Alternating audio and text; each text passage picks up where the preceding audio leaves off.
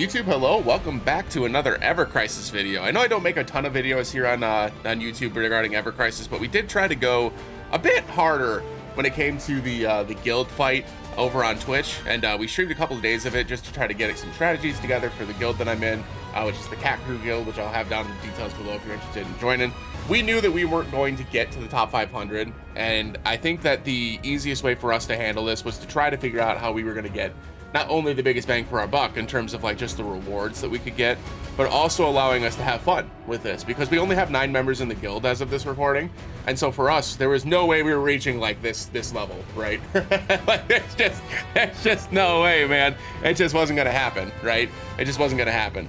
So for us it was like trying to figure out the best way to enjoy it. So what I did was I took a couple of streams to just kind of like min-max and figure out exactly where we were gonna get the most points for our attempts. So the reality is with only 9 members, there was no way we were taking out a higher level stage boss. A lot of the folks that are playing in the guild are either very, very casual players or have just recently started getting back into the game. So we've got a lot of folks that are like low player level, under level 40 in player level.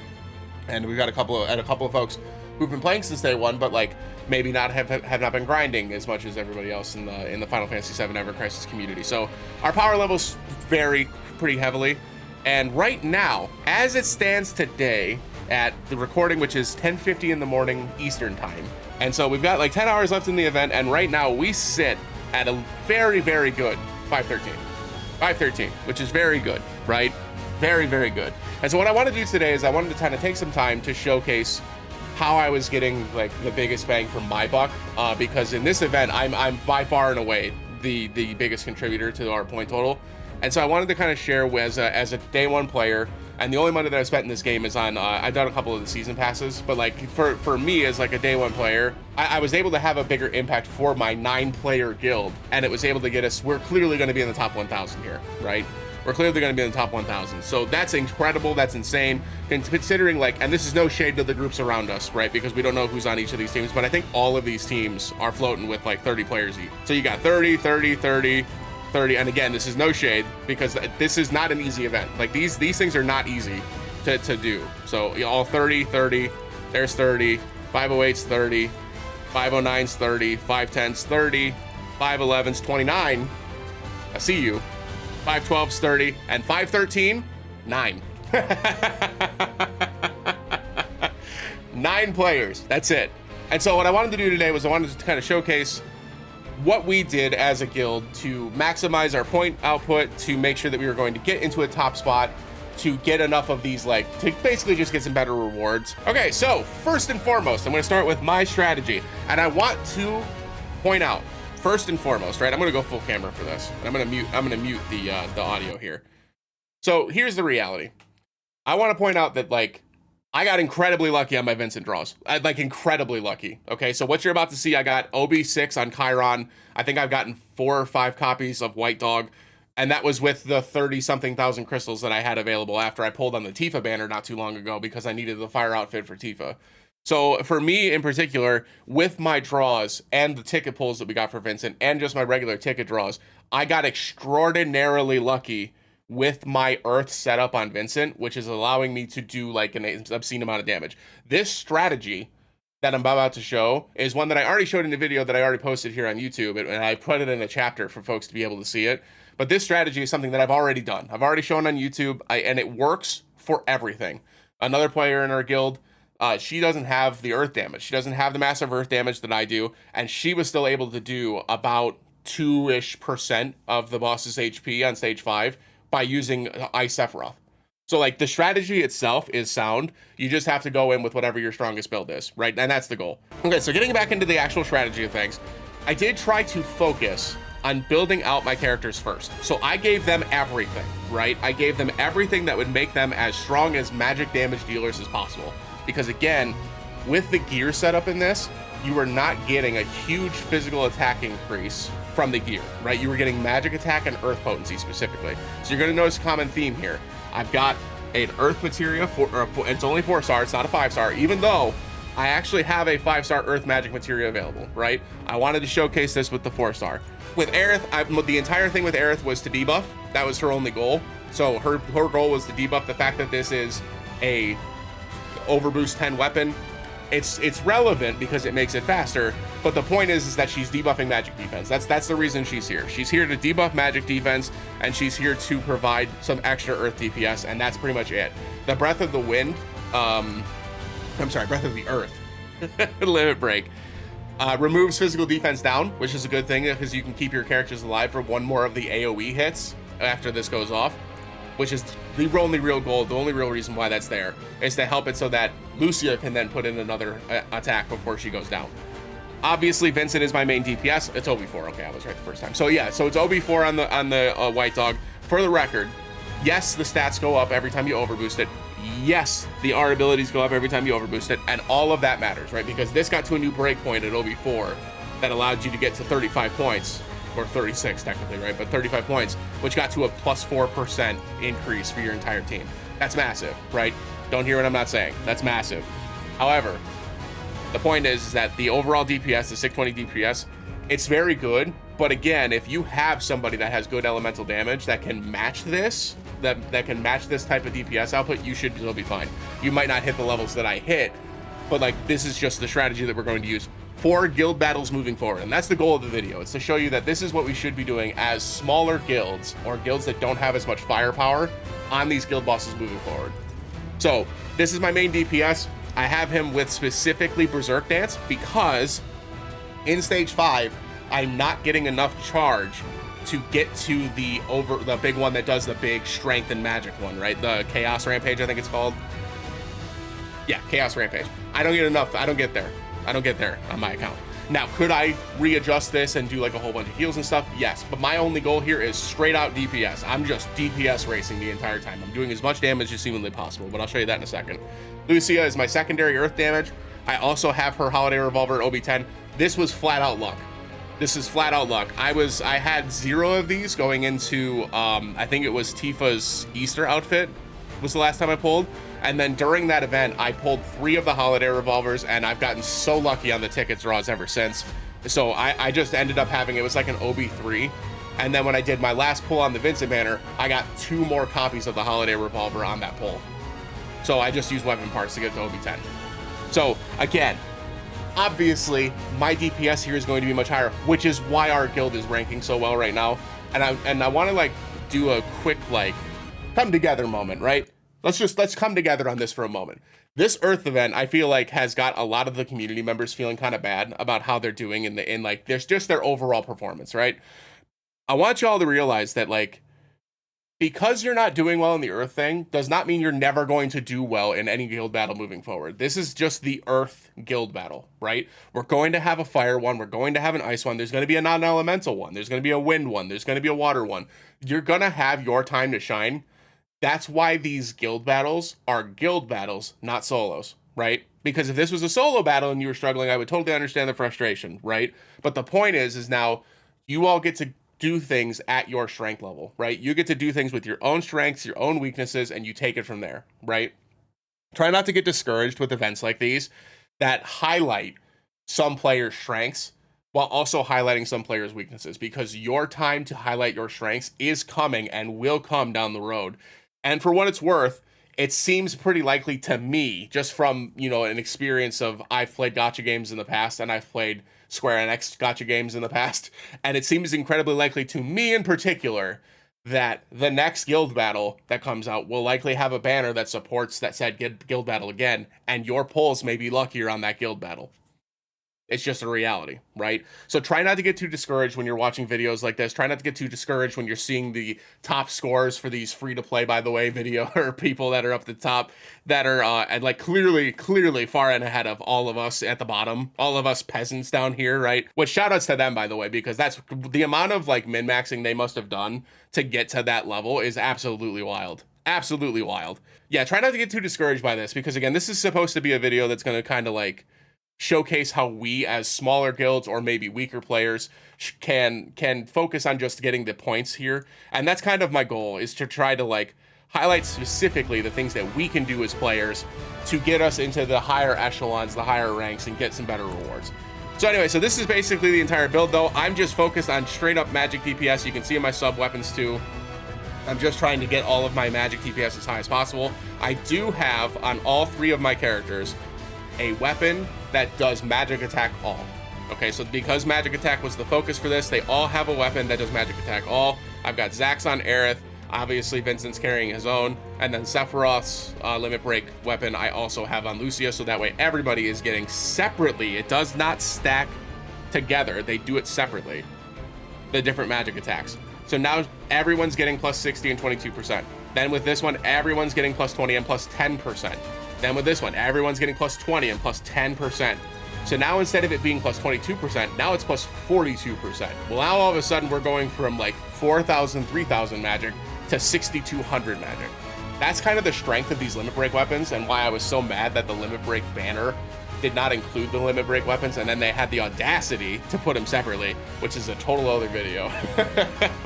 Not to dismiss the power level of those weapons, but it's, yeah, so again, we're not going to get into that. But that's the basic strategy. So we go into this, and then my gear is just the gear that I have, right? You just put the best gear that you have. You can do auto formation, just do points, and this would just put all of the best point weapons in here for you, and you move on, right? Including the gear, right? You just move on.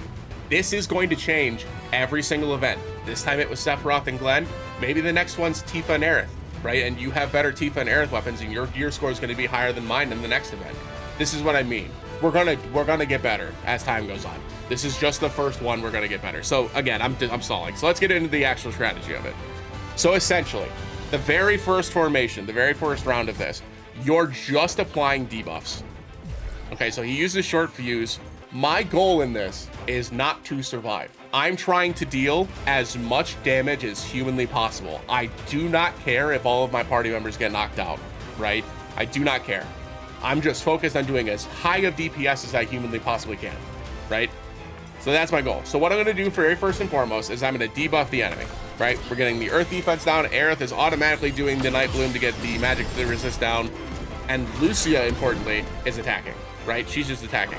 I am not going to attack until this triangle or this little diamond gets full. Diamond gets full, we get the extra bonus. Now I'm attacking. And obviously, again, don't look at the damage numbers. Obviously, again, my damage is going to be high because my weapons and my build is very, very good for earth damage, right? So now I have cheering shots. I'm holding until he goes to use his attack right there. Now that cancels his attack outright. This is called limit break canceling. This is something that's been in the game for a long time. Very, very simple though. And now he has to do that entire windup again before he actually gets it off. Why that's crucial is now it puts the second AoE attack far enough behind for Aerith to now get her her limit up, which now I can just spam, and before he gets that AoE attack off, now I get the heal, which removes all the defensive debuffs. What this will do is Aerith will still go down here, but Lucia won't. And so right there he stomps. But the point is that it lets Lucia get off another attack, which she had already done, right? So now he's gonna get a single target attack here. Oh, okay. I'm gonna have to my invincibility went off a little earlier, so now I can interrupt this attack. I might get another attack off here. And there's some RNG in this too, because it doesn't guarantee like which characters he attacks, like how quickly or how unevenly his attack patterns are. I'm just mashing KatKrew, bam. Oh, there you go. There you go. And that's the most that I have damage that I can do is about 8 million, right? I think the highest that I'd gotten was like 8.2 million was about the highest that I'd gotten. But again, it's not the damage number. Don't look at the number. Don't worry about the number. Obviously, we're almost in the top 500. Obviously, this is working for me in particular, right? But the strategy in this guild event specifically will work for whatever you are trying to do, whether it's ice damage, whether it's earth damage, water damage, whatever, right? Whatever your best magic DPS is, whether it's ice, earth, fire, water, whatever, it's just got to be magic specifically DPS, because the gear that you have gives you a massive magic ability potency bonus, which increases the damage that your magic attacks are doing by a massive amount, right? A massive amount. If you're not using an OB6 or higher elemental weapon, using a 4-star Quake materia is almost always going to be better. Almost always. There are some exceptions, right? Where like Sephiroth's non-elemental attack on the single target, when it crits, may do more, right? In those circumstances, based on like ATB usage and damage dealt, right? That's a reality. In most cases, though, the Quake materia is going to do more. But if you have an OB10 edged wings, just use the OB10 edged wings. It's fine. That's going to do more damage overall. Is it going to be a massive difference? Probably not. But it's going to do more damage overall, and that's what matters, right? It was just a DPS race. They will change this every single time one of these events comes out, right? Every single time one of these events comes out, it's going to be a different boss. It's going to be a different strategy. It's going to be a different type of like, oh, we need to do X, Y, Z. Oh, we can interrupt his attack here. Oh, this sigil break doesn't actually need to be broken. Like this one doesn't need to be broken, right? The point that I'm trying to make, though, for the folks that are in either not as powerful of guilds, more casual guilds, guilds that don't have 30 members, you can still find a way to get yourself up to near that top 500 mark.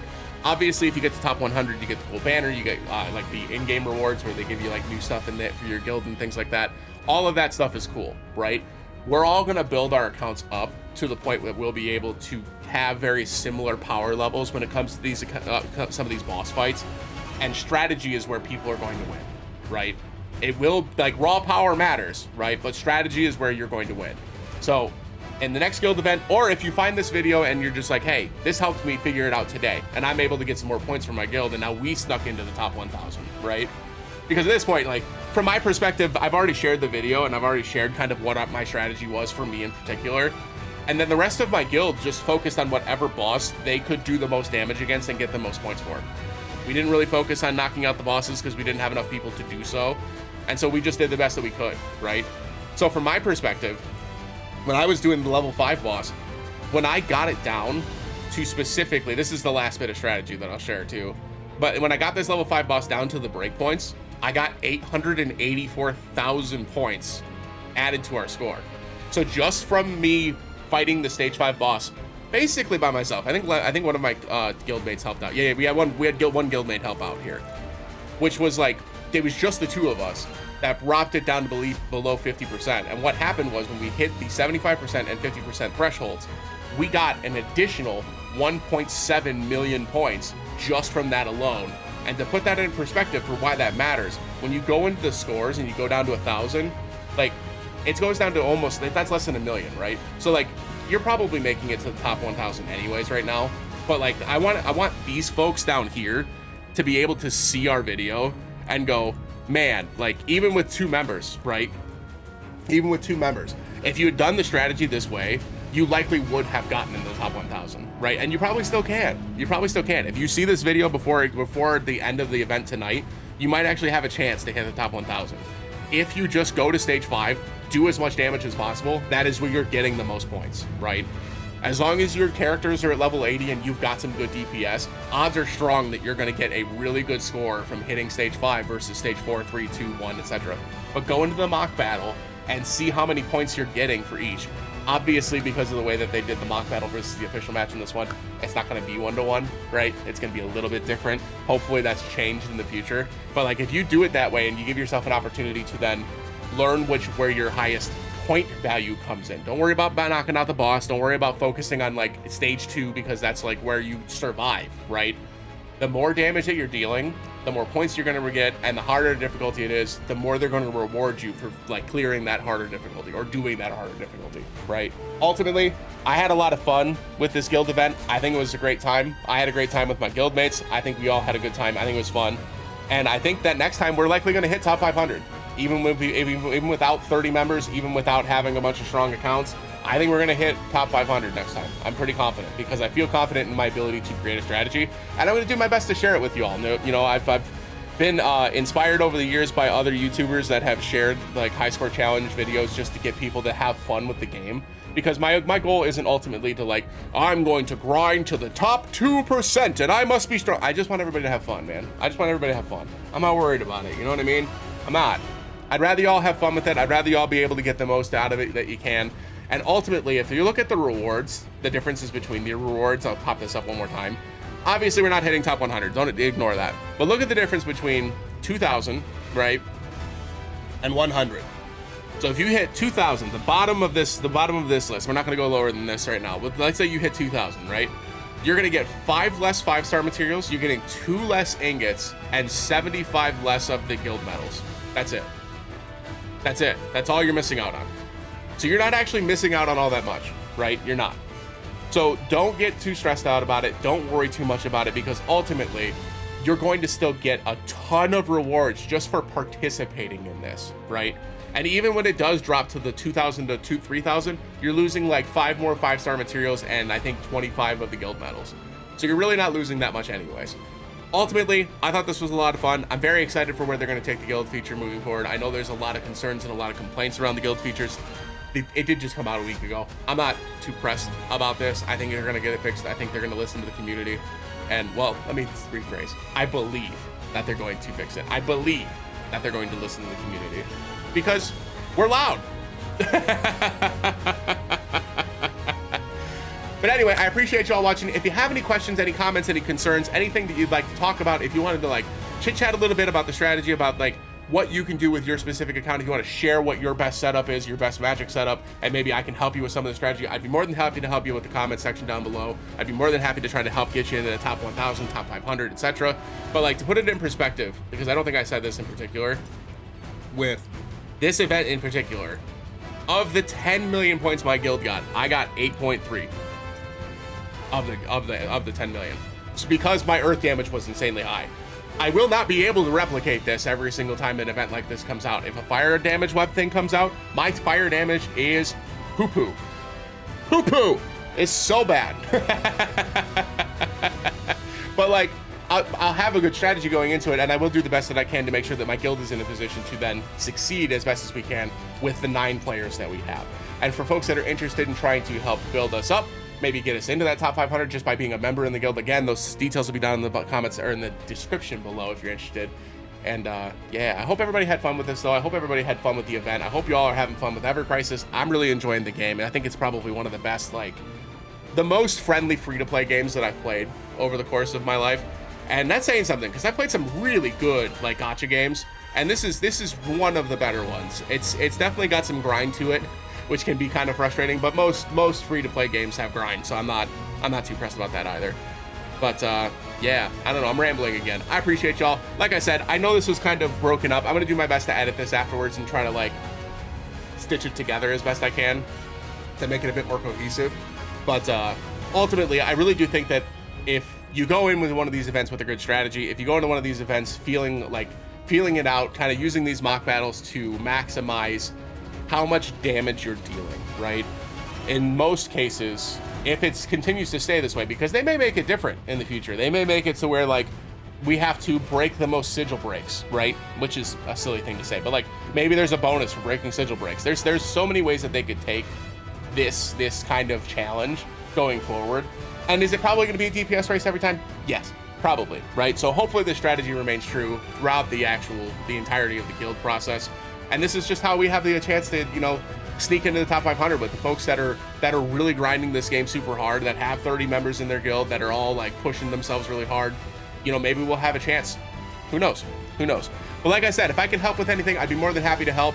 And if you're ever interested in checking out more detailed analysis, more detailed kind of like breakdowns when it comes to this stuff, I highly recommend watching Smelly Octopus here on YouTube, also on Twitch. He's one of the ones that, there's a couple other YouTubers as well, but that's the one that I follow that has been I've been following since the Union Cross days. So this is somebody that has a focus on making sure that you as a free-to-play player, or you as just a player in general, have the most fun with the game that you're playing. And I feel like that's the most important thing in a video game, right? It is a competition at the end of the day, but if you're not having fun, then what's the point, right? At the end of the day. So I hope y'all are having fun with it. If I can help with anything in particular, if little old me can help at all, feel free to leave it in the comment section down below. I'd be happy to give it a shot. I might be able to recreate your team in some capacity and see if maybe I can like post a little video in my Discord or something. And yeah, I appreciate y'all. Hope y'all enjoyed. If you have, make sure you like the video, comment, and subscribe. We do a variety of content here, but I am getting back to the Final Fantasy Marathon that we've been doing over on Twitch. Next week, probably, maybe the week after that. We're getting through Metal Gear Solid 4 first, so it's probably going to be at the end of August, like near the end of August. We're getting back to Final Fantasy 8. So if anybody's interested in watching that, feel free to follow me on Twitch as well. I appreciate it. Hope you all have a great rest of your day, and as always, we'll see you again in the next one. Have a great day, everybody. Bye!